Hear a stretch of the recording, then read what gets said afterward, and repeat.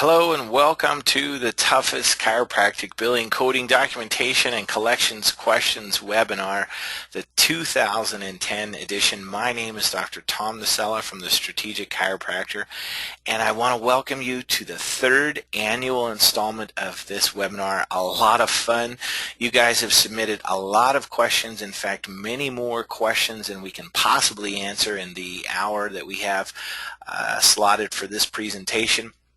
However, we're going to try to rapid fire our way through as many questions as I can possibly answer so that we can get you some strategies, some tips, some answers, some direction in terms of what you're facing in your daily practice struggles in regards to billing, coding, documentation, and collections.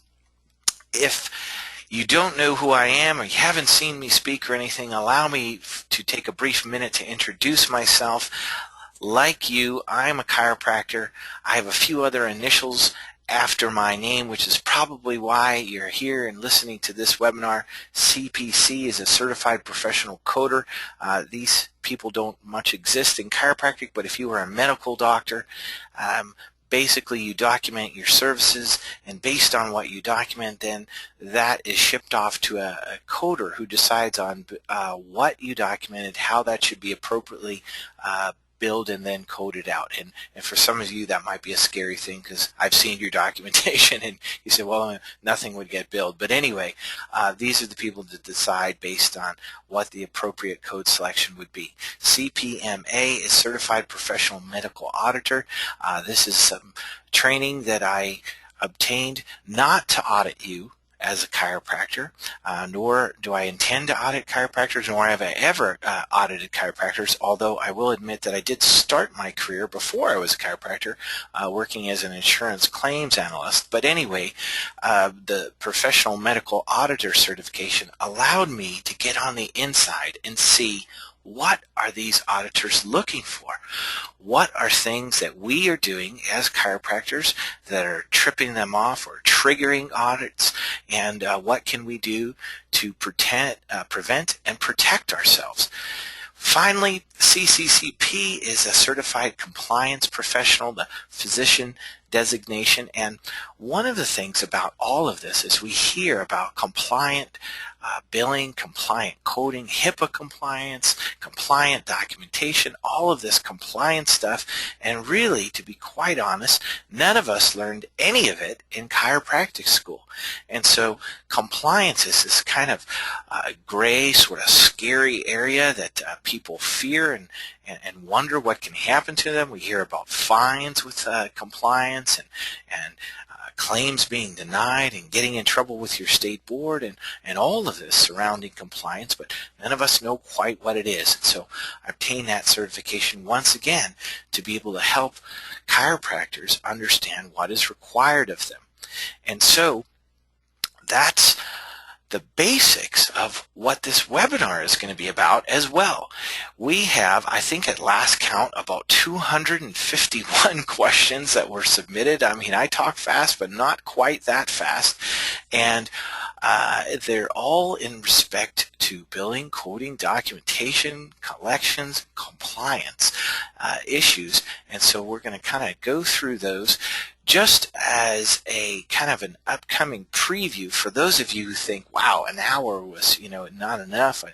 There's more that I could learn. I feel that we just scratched the surface. You're right. And I want to make you aware of some upcoming seminars I have in the next month or so in Seattle, Spokane, Washington, and Portland, Oregon, where I'll teach this type of material for 6 hours. And that's my typical seminar, is an all-day event. And even that, I tell them, is still kind of scratching the surface. But if you're interested in learning much, much more about this, on learning how to minimize audit risk, maximize your reimbursements, learn better procedures for billing, coding, documentation, and collections to improve your office, this would be a great opportunity to do that. Make the trip to Seattle or Portland or Spokane or something, and it will be well worth it. Now, the general format for today is as follows. You have submitted questions, and I am going to read them off, like I said, rapid fire. Now, some of the questions, in fact, most of the questions that I'm going to cover have been submitted by multiple doctors and offices. So what I will do is I will actually call out the name and town of the doctor that submitted a question and kind of read it out. But it may be, in fact, that you submitted the very same question or very similar type of question, and I'm not going to read everybody's name. That'll just take too long. So pay attention. If you do happen to hear your name, certainly perk your ears up and listen, because you were one of the fortunate few that we picked the question on. And we are going to cover what I call the path to success, these 5 things that you see on your screen ahead of you. And number 1 is just understanding the rules. I mean, a lot of this is stuff, like I said, that we didn't learn in school, so we need to understand what we're up against, understand the healthcare marketplace today, because for those of you who have been in practice for any length of time, especially those who have been in practice for 5, 10, 20 years or more, you understand already we are in an entirely different ball game now than you were when you first got into practice. And this type of thing continues to change, and we need to be aware of it so that, number 2, we can minimize our audit risk. We don't want to be getting ourselves in trouble because we don't understand the rules. And I don't know about you guys, but me, I tend to spend much of the money that I make, and I don't want to give money back that I've been paid due to an audit or a post-payment review or refund request or anything. So I want to figure out ways to minimize my audit risk and certainly teach you to do the same. And that goes hand in hand, though, with number 3. We also want to maximize our reimbursements. We want to be paid well for what we do, is best for what we do. I don't want you to be paid more than you deserve, but I certainly don't want you to be like the vast majority of chiropractors who don't understand billing, coding, documentation enough to even get paid for what they're doing. In other words, we're giving stuff away for free. Most people that come to my seminars easily understand that in a very quick manner. All my clients understand it, that they're letting money slip through their hands, fall through the cracks, whatever you might want to call it, because we don't know how to maximize our reimbursements and get paid for the good work that we do. Number 4 is a reality of the healthcare marketplace today. If we're going to ask to be paid, we have to document what we do, regardless of payer. Now, different payers obviously have different requirements. Medicare has some, different commercial payers have others. And even if you said, well, hey, I'm primarily a cash practice, you still have to document what you do for your state board requirements, your malpractice or med legal requirements. Documentation is a fact of life. You just can't ignore it. Finally, number 5 is a philosophy or a strategy that I like to promote called working smarter, not harder. As I said before, the times have changed, and what built practices 20 years ago, some of those things don't work in today's healthcare environment. So we need to find new strategies, find effective, profitable strategies that are working today so we can literally work smarter and not just work harder and harder and harder for the same or even less money. So those 5 categories are what we're going to be talking about. Those are what the bulk of your questions were all about. So really, this is kind of what we're going to focus on in terms of answers and giving you strategies to do with this. And let's just dive right in and start with audits. The vast majority of questions were all about audits. Everybody wants to know about audits, and it's probably because most of you don't feel like your practice is the equivalent of this bicycle on the screen. You don't feel like you've got everything locked solid. This guy's got $300 worth of locks on maybe a $100 bicycle, and certainly we feel the opposite. We feel like we have a very valuable practice. We have our life's work in front of us, and it's hanging out there exposed to risk, to somebody being able to take it all away. And unfortunately, audits are not a question of if any longer. It's when. For those of you who were privileged, so to speak, to be one of the 5,000 doctors that received a chiropractic comparative billing report, although that wasn't a punitive audit or a demand for money, you can feel right away what happens when somebody's looking into your practice and seeing how that feels. You know, audits are not only a problem in that you can potentially lose money or you can potentially get yourself in trouble. Audits cause you to lose focus on building your practice. Talk to anyone who's been audited, and I guarantee you one of their struggles was not necessarily financial. It was that they lost focus because they were so consumed and concerned about the audit, questioning their every move, worrying if what they're doing is enough or adequate or if the audit's going to happen again. I mean, it really is a nightmare on many different fronts. So we want to protect ourselves from audits. And the first question of the day, probably the biggest and maybe most popular question we got, is about opting out of Medicare. I mean, we all know that Medicare is a big in terms of audits, and the penalties are stiff, and for some people's the rewards are few, you know. So they just say, hey, I want to get out. I want to get out. How do I get out? And that's what Dr. Williams from Lafayette, Indiana writes in. Very common question that is expressed by many.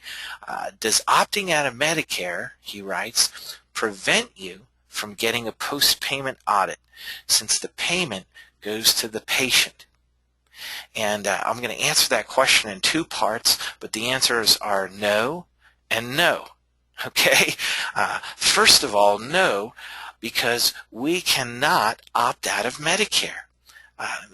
Let me repeat that. Chiropractors cannot opt out of Medicare. Chiropractors have a special status in Medicare.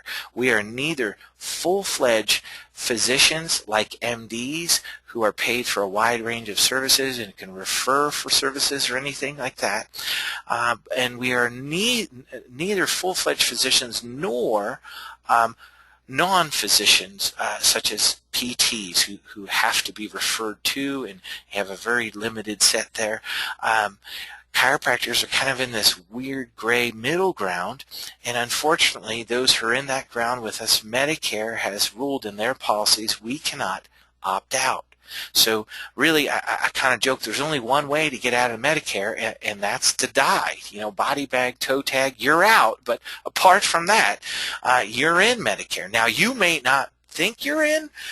You may not be playing by their rules, but you're in. Okay, and you're in one of two ways, and this is perhaps the second part of your question. And a lot of questions about this too. Dr. Denise Russell from Lansing, Michigan writes in, what's your take on non-par versus par advantages in regards to the ability to collect and for post-payment audits? And so this may be part and parcel of the first question as well, but the answer once again is no. Because your provider status in Medicare, or actually in any payer, does not protect you or prevent you from being audited. Okay? Let me repeat that one again because that's a big one. Your provider status, whether you're par, non-par, participating provider on their panel, in network, whatever you want to call it, or out, your provider status does not prevent or protect you from being audited. Okay? Your provider status is simply a billing issue. Okay, so for example, in Medicare, if you're a participating provider, you get paid about 5%, reimbursed about 5% higher than a non-par doctor. Okay, that's it. The rules, the requirements are all still the same. You still have the same regulations that you need to abide by. And some people say, well, there's a little bit of advantages to one or the other. Yeah, par doctors get paid about 5% better.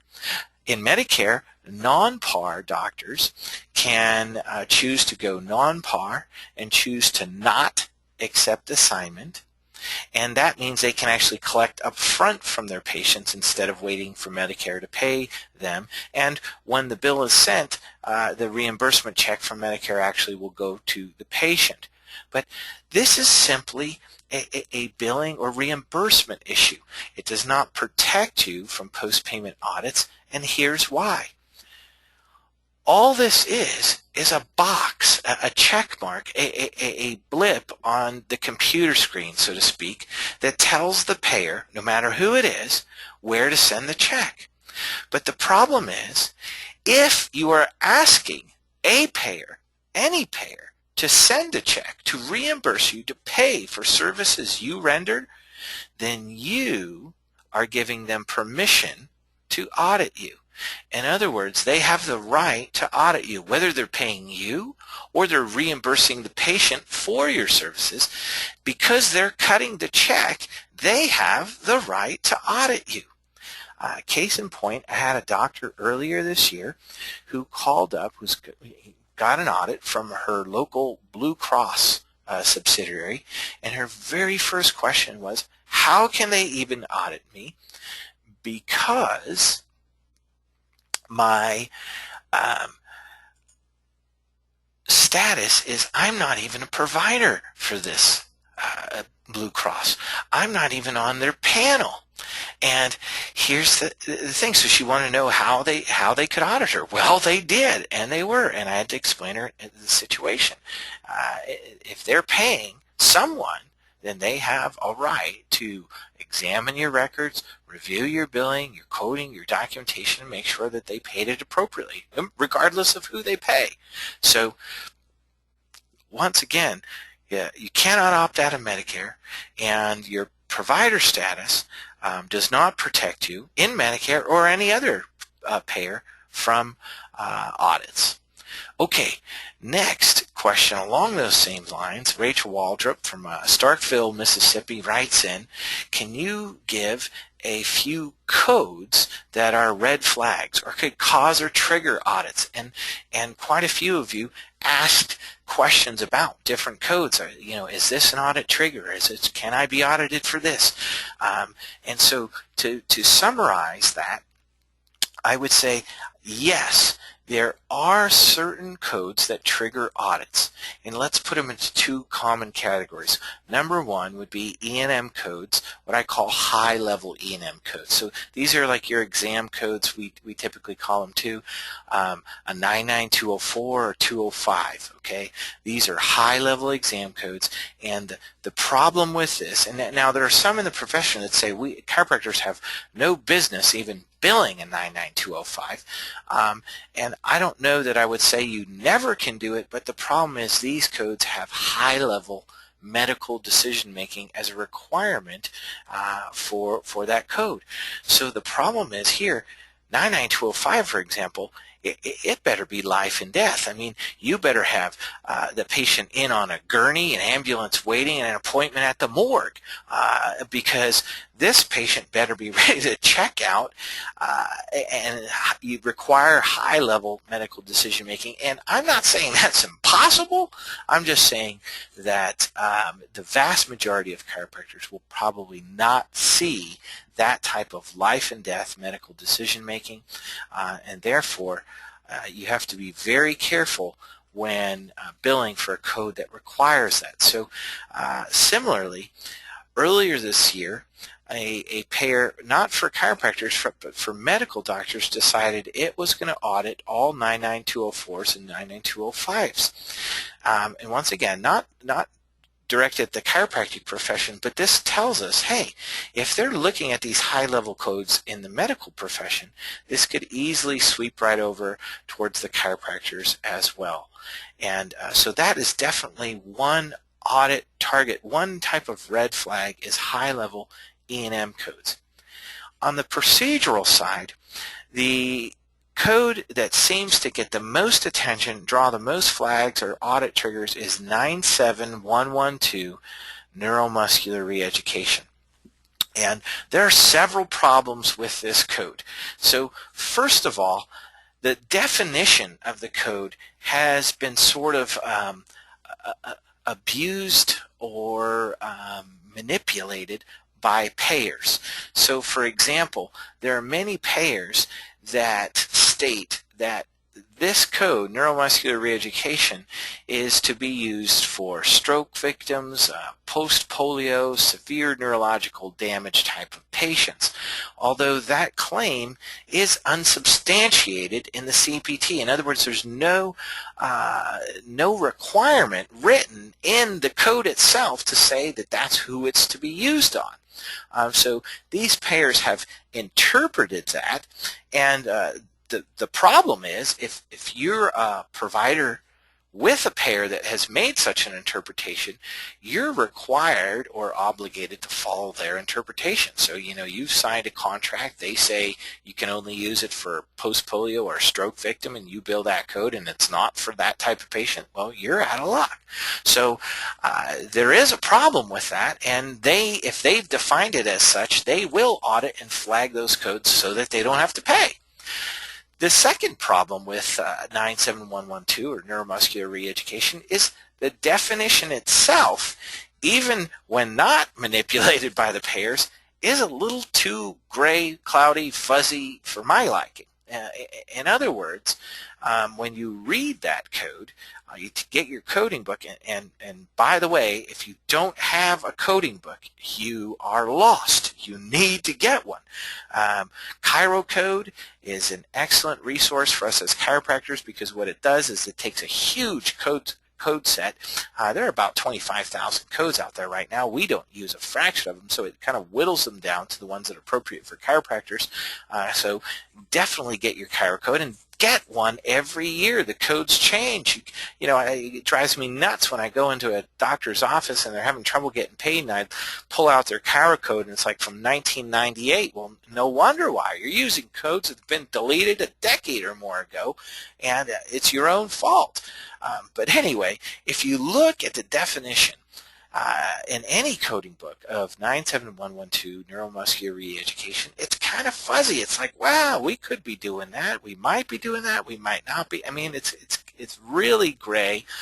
And so my one bit of advice is, if this is a code that you use frequently to protect yourself, because it does get audited a lot, make sure the service you are providing matches, and your documentation matches the definition of the code, or even vice versa, that make sure that the definition of the code matches what you're doing.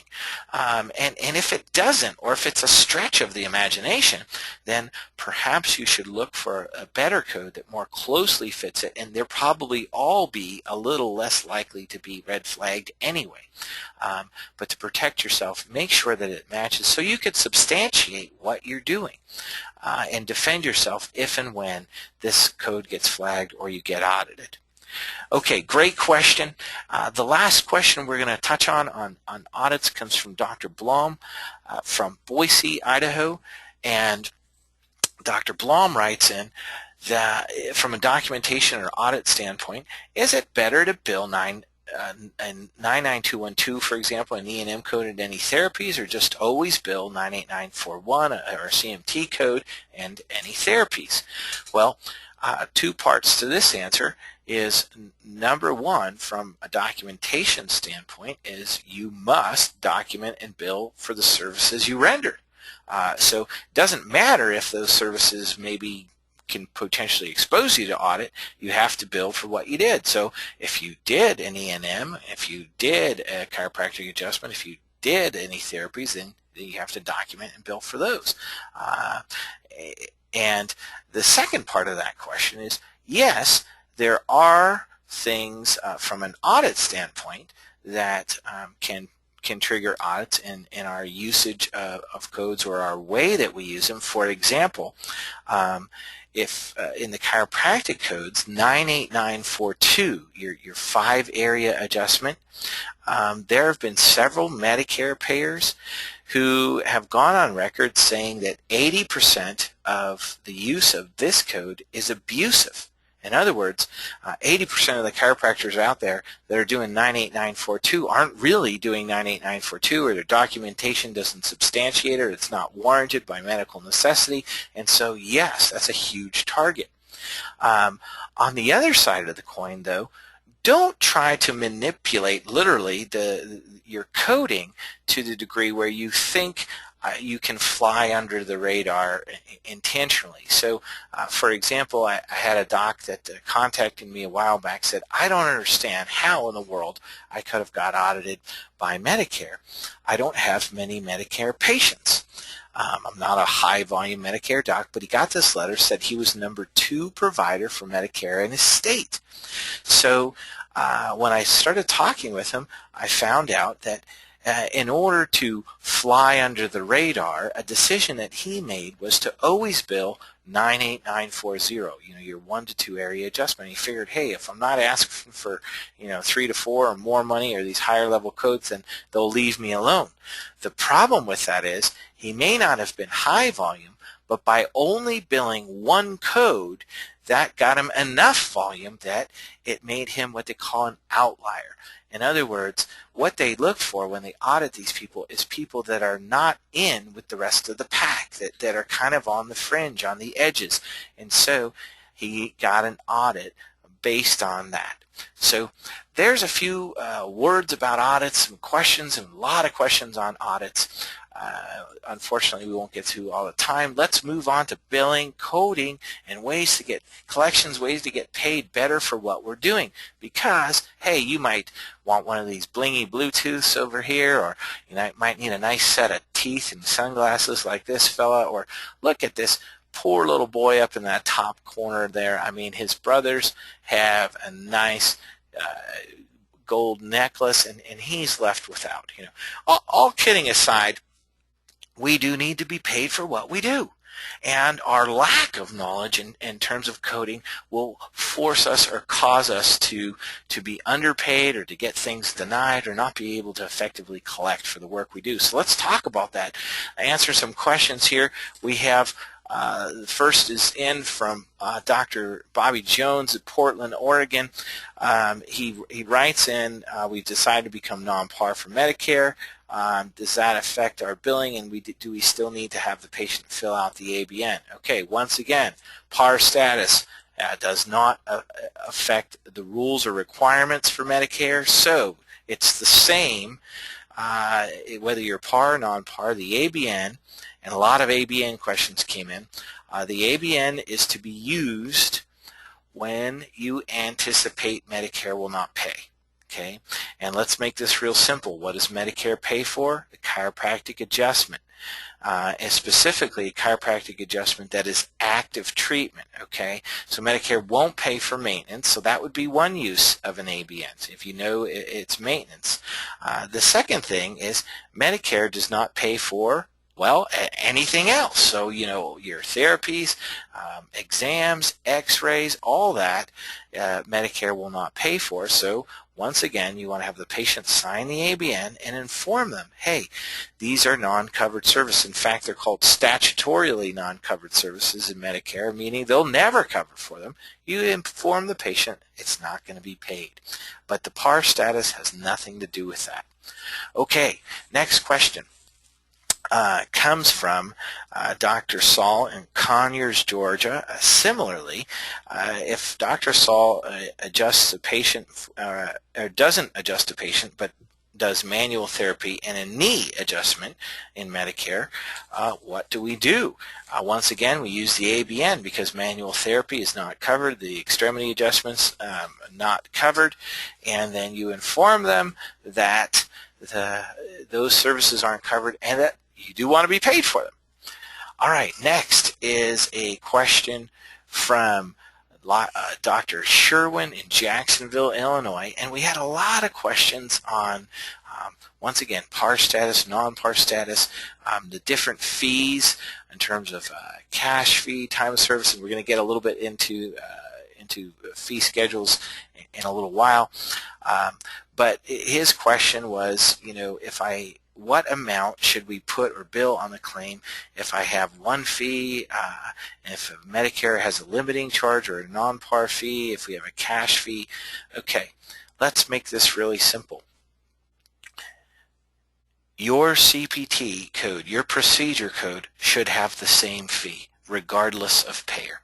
Now, the payer may not reimburse the same, or most of them don't. The payer, in terms of Medicare or something, might have a ceiling or a cap that they'll limit, but we do not want to get involved in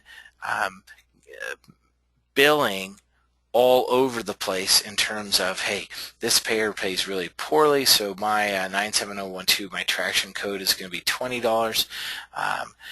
This payer pays great, so I'm going to charge $40 or anything like that. So apart from Medicare's what they call limiting charge that would say this is the most you can charge, your fees for this procedure codes should all be the same across the board. Okay, next, let's go over some coding questions. Lots of questions about decompression. I think the profession, we're having some struggles with decompression currently because it's evolved. And a few years ago, decompression was kind of all the rage, people doing decompression, and it was kind of like the Wild West. Nobody knew how to code it and bill it, and they were just doing anything and everything, and now it's got a little bit more precision to it. The payers have cracked down. I will be honest with you, if you are asking a question, the question that we have is just recommendations for decompression coding. That comes from Dr. Lee in Niceville, Florida.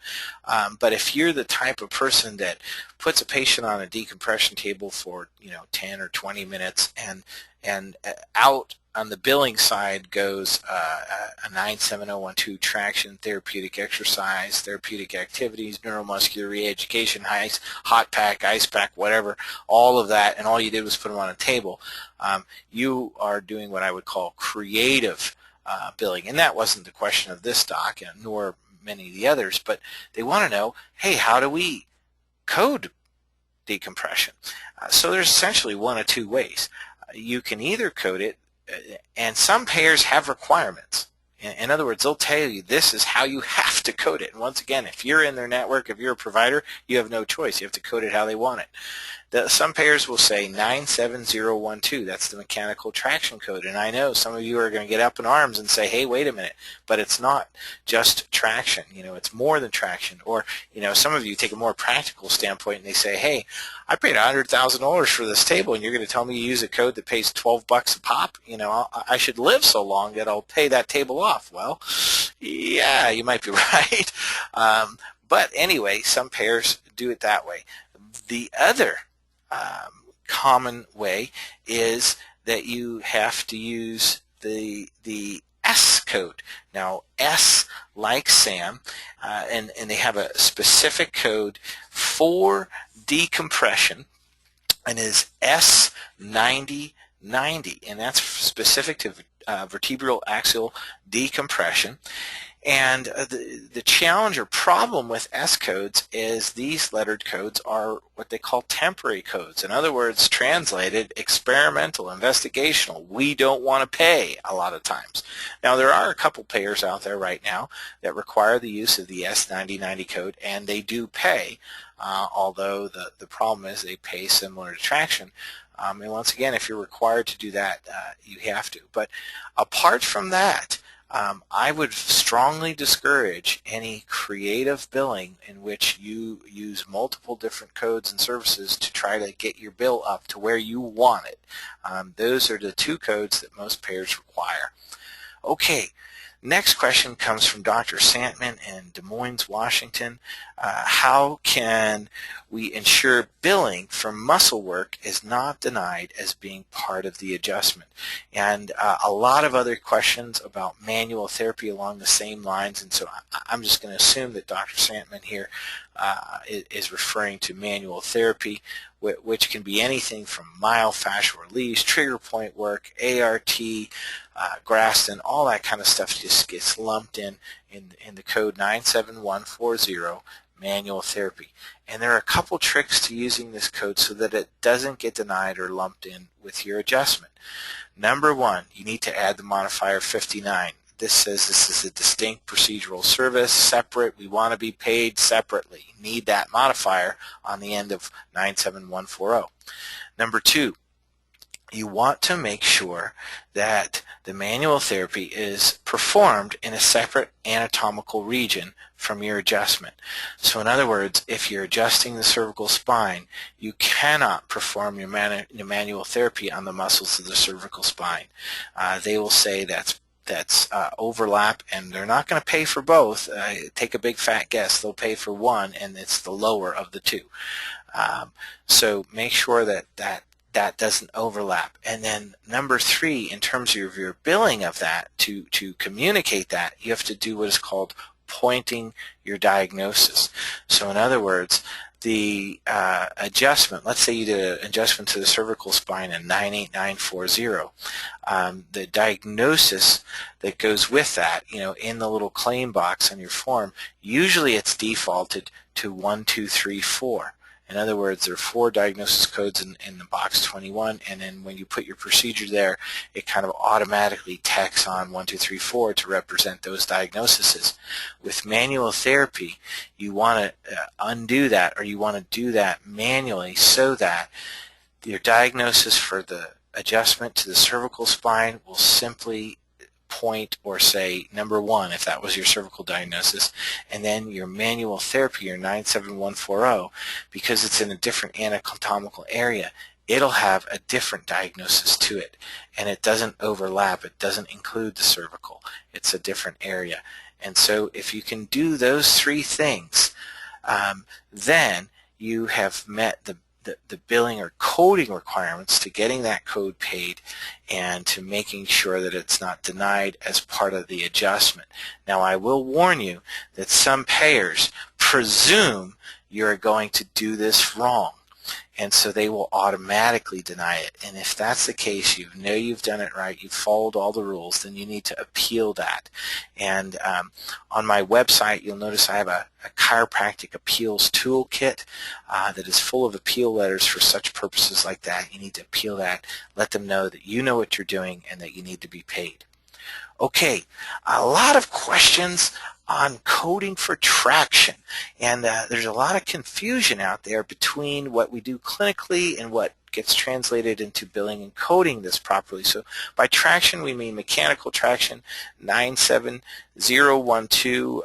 A good example is we had someone write in, is 97012 a timed code that has to be submitted with modifier 52 as a reduced service? Lots of questions to that effect. And let's get this straight. Traction is not a timed code. 97012 is not a timed code. Therefore, putting a modifier 52 to reduce the service is not appropriate. That's only appropriate for timed services.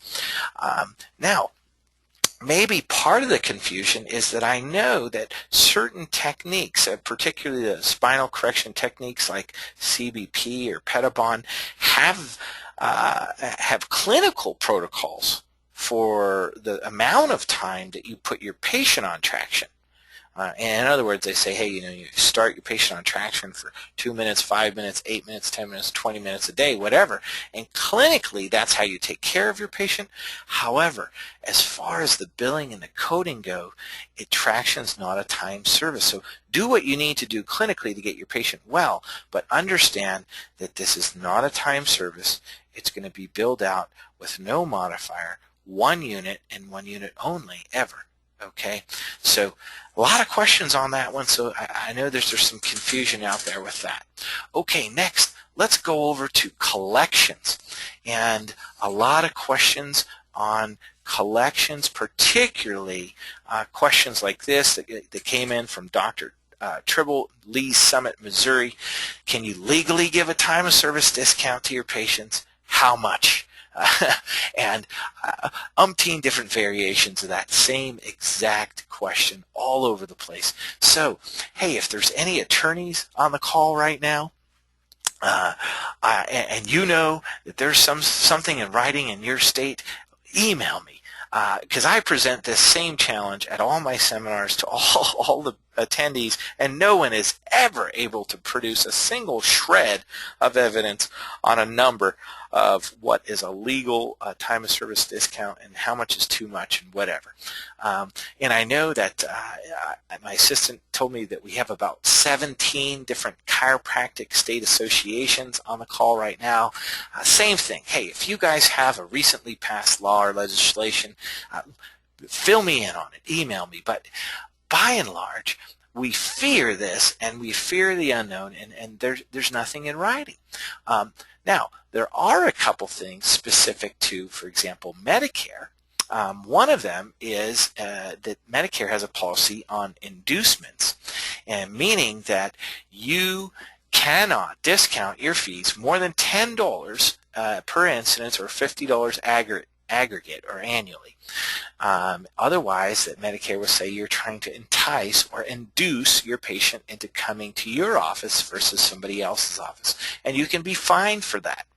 Okay, so you can't discount a Medicare patient more than $10 per time, and give them no more than $50 annually. Now, there also is an opinion paper published by Medicare on time of service discounts, but this is simply an opinion, and a payer doesn't have to abide by it, nor does your state association or your board or anything like that. But I guess in the grand scheme of things, it's better than your own opinion. It's better than having no rhyme or reason to why you give a discount, and that opinion can be summarized in two things. One, your fees need to be discounted the same across the board. In other words, you can't say, hey, you've got really great insurance, we're only going to give you a 10% discount. You have lousy insurance, and I'll discount your fees 80%, and I don't like you too much, but a little bit, and whatever. It's got to be the same across the board. And the second thing, and the more problematic, is that your fees need to the discount needs to be reasonably resemble the cost of collecting for that service, or the cost of doing business, so to speak. And that's a hard one, because we say, well, my overhead is different than yours, and this payer requires me to knock off this much of my fees, and this one tails me this much, and it can get quite confusing in that respect. So the most surefire, clear-cut, easy way, other than the Medicare inducement, the easiest way to create legal, compliant time of service discounts is to use what I call a network solution. And a network that I would recommend is Chiro Health USA. You can go on their website, chirohealthusa.com. And the reason that I wholeheartedly support Chiro Health USA is that they have done their homework. They have a legal team that has made sure that they understand each and every state rule, and that they can help you create compliant legal discounts for your state. Now, it doesn't matter whether you're in Missouri, Mississippi, Montana, they will work with you in creating a fee schedule that is legal for your state. So I highly recommend working with Chiro Health USA to keep yourself compliant in that regard.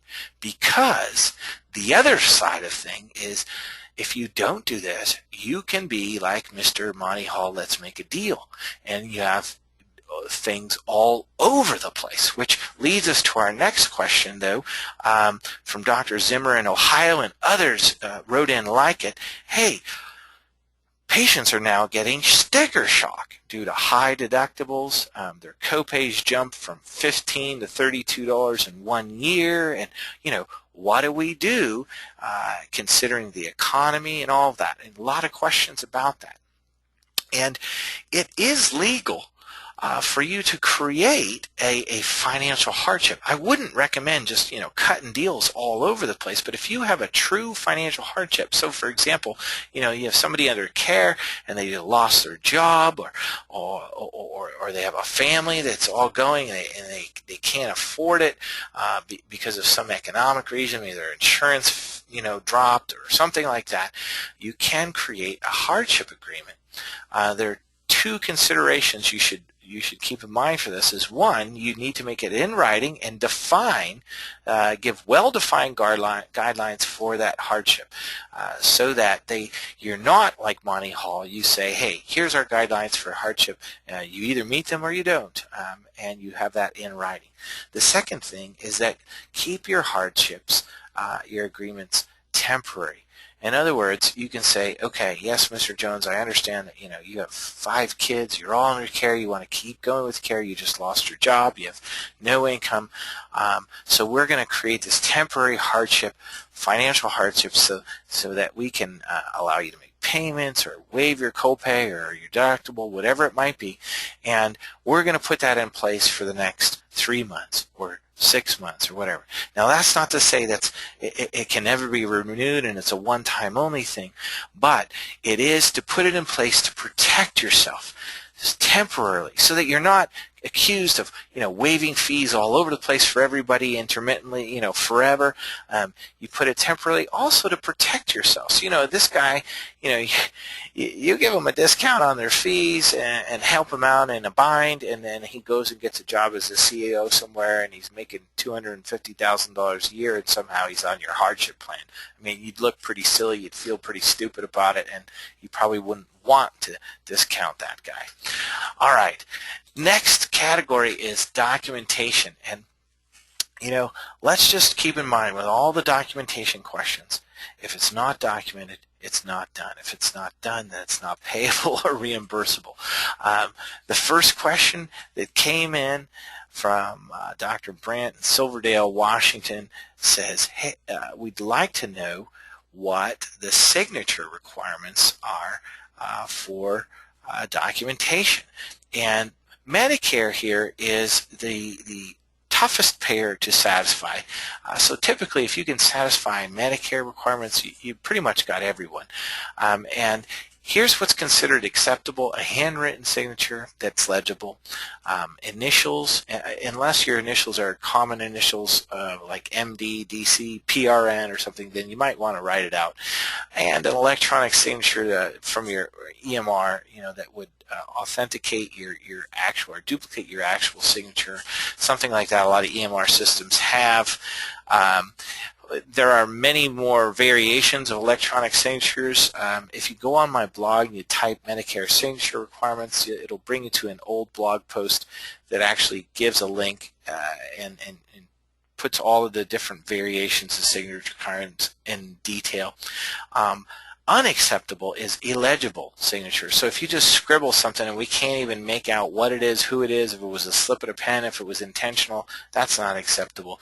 Signature stamps are not acceptable. Now we're talking on in your documentation, not like on your claim form or anything like that. And then to put dictated but not read, if you use transcription in your documentation, is not acceptable. Now you think, well, that's really easy, but let me tell you this. If your signature is not on there, how easy would it be for a payer to deny you? And you would literally kick yourself if somebody demanded money back or denied your claim simply because your signature wasn't in place. Okay, next, a lot of questions on maintenance and medical necessity. Many questions to this regard. It's kind of a big mystery. Dr. Kim from Peoria, Arizona writes in a very common variation here.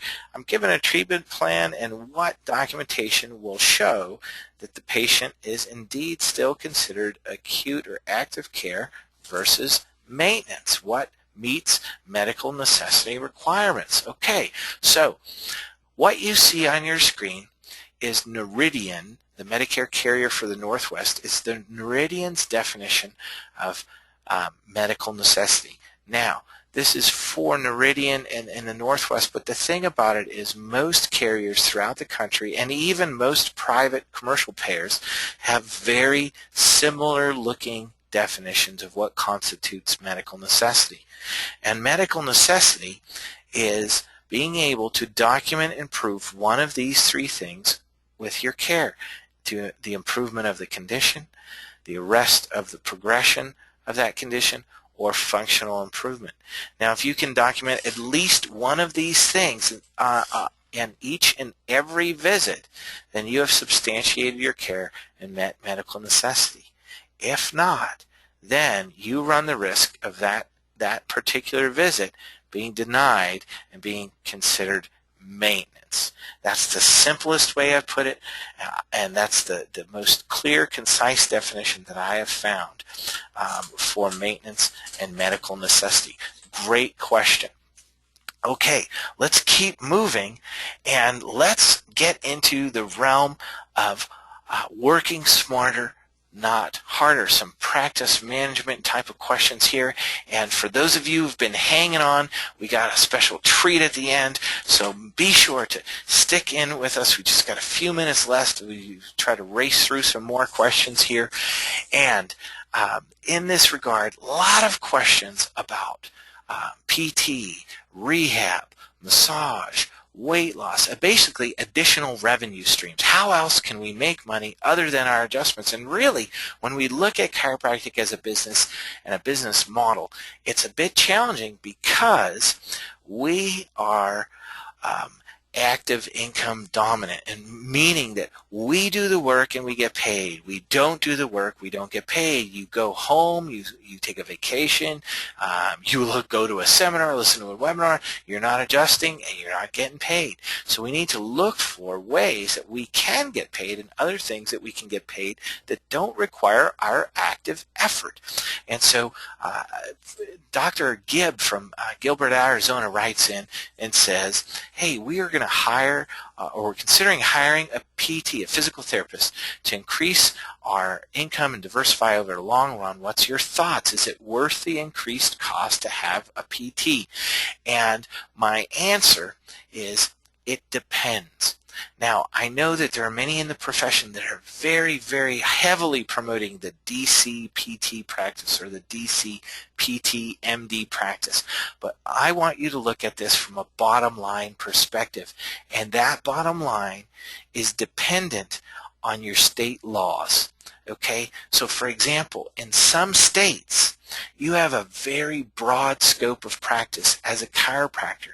In other words, basically, you can do anything, any type of services you can provide, and you can delegate anything.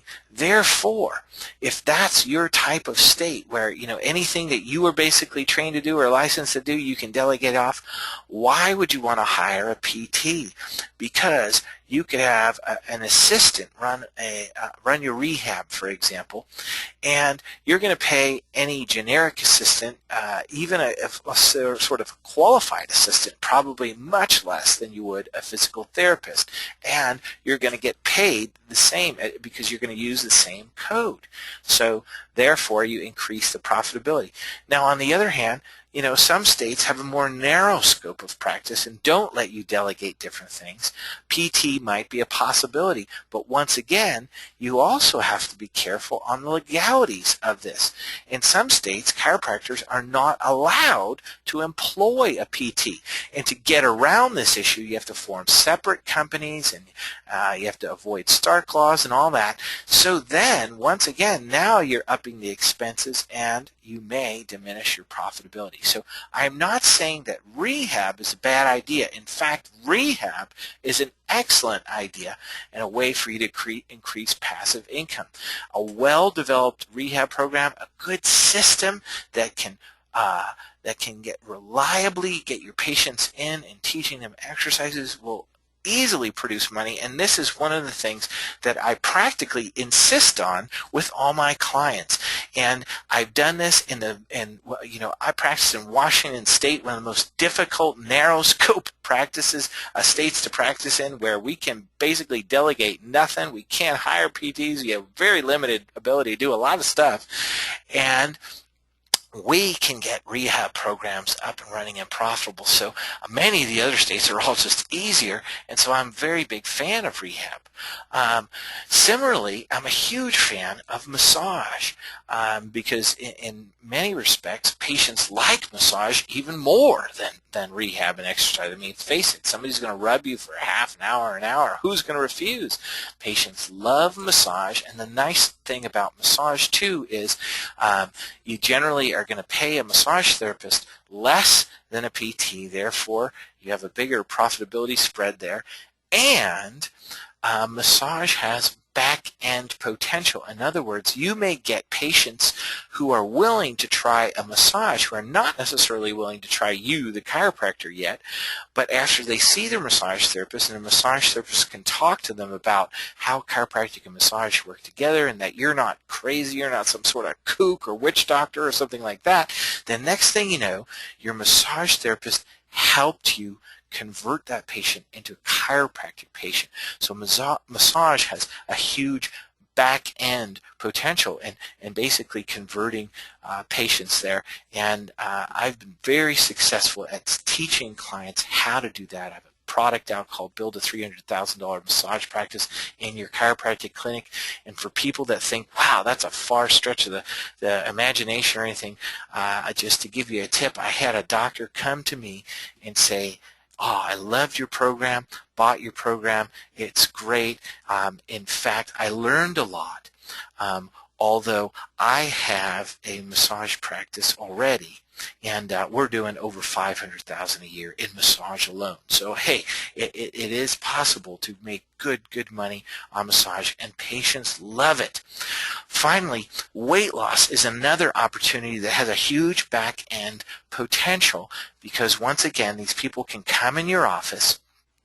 And first of all, I mean, if they're overweight, they might have back pain. So then what happens is, even if they're not a patient to begin with, they get to know your office. They start your weight loss regime, and then next thing you know, they decide, hey, I should see you as a chiropractor as well. So, you know, there's some programs out there that are great for that type of thing, and it produces huge back-end potential for converting these people into pay patients and cash paying patients. Because one of the things that we are facing in chiropractic is the increasing occurrence of huge deductibles and huge obstacles. Now, obviously, hey, I make the bulk of my living teaching people how to maximize insurance reimbursements, billing, coding, and documentation, things like that. But I am not saying that we should be 100% insurance or anything, especially if there are ways that we can generate significant cash revenues as well. That's good for our bottom line.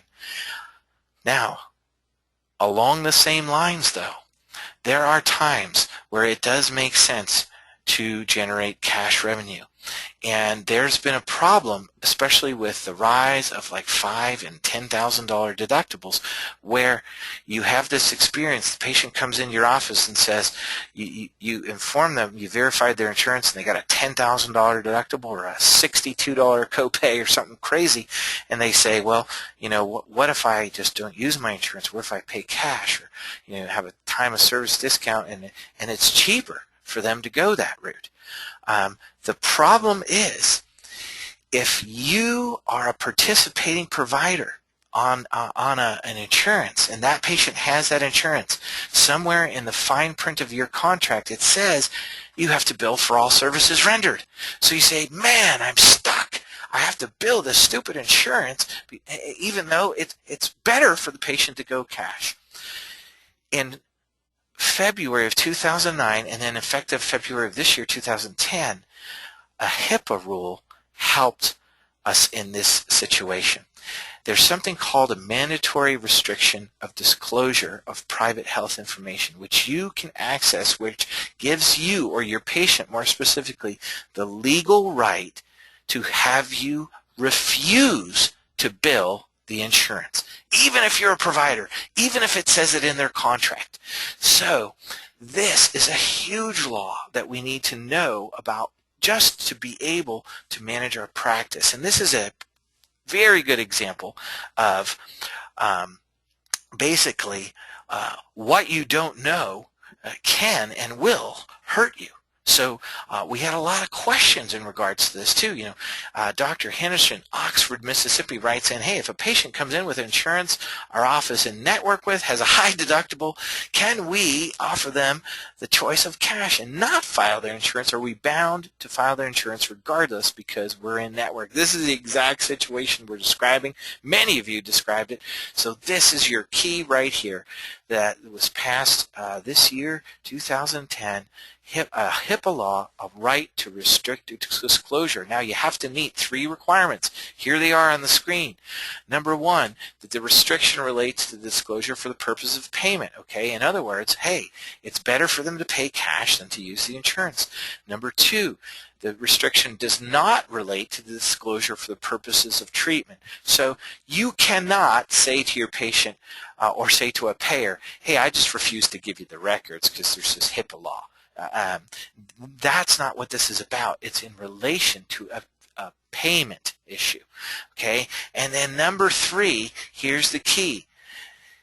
This disclosure is effective only when a service has been paid in full. So in other words, if you tell your patient, yeah, you got a $10,000 deductible, you got a $62 copay, and they say, what if I pay today? And you say, oh, well, if you pay today, it's $50. Well, great, I'll do that, and they pay you in full today. Then you have the right to not bill that insurance, even if you're a contracted provider, through this HIPAA restrict disclosure law. New law just this year, goes in our favor. Okay, it's part of the American Recovery and Reinvestment Act. And what I would suggest you do, since this is fairly new, is put that in writing, get some sort of documentation so that you know that the patient has refused to billing, so that you're on Blue Cross, they don't come back and bite you and try to kick you off their plan or something like that because you didn't bill them. It would be a hard thing for them to prove or not even know about, but anyway, hey, this law goes in your favor. Protect yourself, and this is, like I said, just one of the things that what knowledge is power. And we're about out of time right now, and I wanted to kind of fly through as many of these as I can, and I want to make you aware that this is the tip of the iceberg. If you're not getting my weekly blog and email, please sign up for it. It's free. It's on my website, strategicdc.com. If you've listened to a few things today and say, oh boy, we're missing a lot in our practice, I have a free practice analysis available on my website. Once again, as you go under the consulting, there's a button there to download a questionnaire. You fill it out, and I will look at what your practice is potentially missing. I have some products, some of which we've mentioned on the website, in terms of helping you either build a massage practice, appeals toolkit. I have product overseeing your billing staff, so if you found out, wow, we got a lot of mistakes we're doing, those kind of things to help you. We mentioned earlier some upcoming seminars in Washington and Oregon for the beginning of January, early February, and we'll have more of a seminar schedule out as we solidify some of that, and some webinars that we'll be doing throughout 2011. Some of you maybe don't trust your documentation or wonder if you're documenting things right. I do perform a service called a documentation review that I'll look at your notes and basically kind of act like an auditor, although without the penalties, and review things. If you've been undergoing an audit, or if you've got a letter for a post-payment demand, or you need assistance fighting an audit, I have a service that also is on my website. You can call me, contact me. It's called an audit consult, and I'll try to help you out in that. And then wrapped into all of that is what I do for my clients in terms of private consulting. I do all of this for them, and more. And I'll come into the office. I'll work with you via distance on helping you maximize your income, minimize your risk, help you get paid better, sleep better, and really build a better business. So once again, my name is Tom Nasella from the Strategic Chiropractor. My website is strategicdc.com. chiropractic.com. I want to thank you for your time and attention today, for making it through this fast-paced webinar, and I hope to see you at a future seminar or on a webinar or meet you in person soon, and maybe again in 2011 on the toughest billing, coding, documentation, collection questions ever next year. All right. Thanks for coming. Hope you had a great time. Have a great day.